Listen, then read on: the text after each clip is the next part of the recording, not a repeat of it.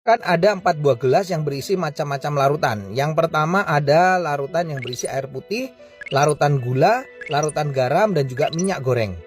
Dan masing-masing larutan nanti saya akan campurkan dengan sel darah manusia. Ini adalah darah manusia yang sudah ambil menggunakan jarum suntik. Nah, lalu saya akan teteskan pertama kali pada larutan yang pertama, yaitu air putih. Kalau kita perhatikan di sini darah dengan air putih langsung akan larut. Bahkan ini saya siapkan ada batang pengaduk, saya akan aduk sampai dengan merata, dan di bagian batang pengaduknya pun juga tampak bersih, tidak ada darah yang menempel.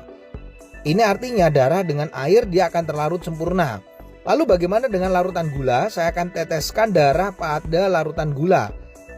Kalau kita bandingkan dengan air putih tadi, pada larutan gula ini sel darahnya tidak akan larut ke bawah, justru dia akan mengendap di bagian atas. Dan akan saya gunakan batang pengaduk. Nah, Anda bisa lihat ini beda sekali.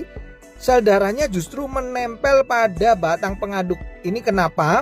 Karena gula itu bersifat perlengketan. Berbeda dengan air putih tadi, batang pengaduknya bersih.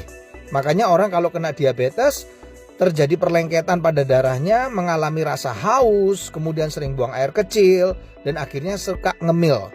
Nah, bagaimana dengan orang yang hipertensi? Ini adalah larutan garam. Ini darahnya saya akan teteskan pada larutan garam. Lalu saya akan juga sama masukkan batang pengaduk. Dan ini berbeda dengan diabetes, di mana sel darah yang menempel pada batang pengaduknya tidak selengket pada gula, larutan gula. Tapi yang membedakan pada orang darah tinggi atau hipertensi yang terlalu sering makan asin-asin, ini kelihatan sel darah merahnya akan terurai, dia akan rusak, dia akan pecah. Makanya orang darah tinggi bisa mengalami pecah pembuluh darah.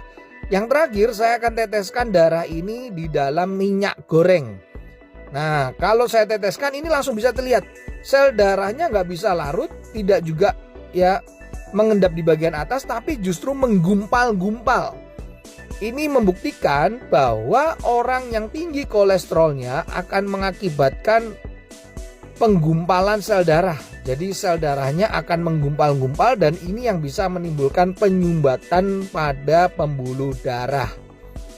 Ini adalah percobaan sederhana yang saya lakukan dengan menggunakan 4 macam larutan yang berbeda. Semoga percobaan ini bisa menjadi inspirasi untuk kita agar tetap sehat.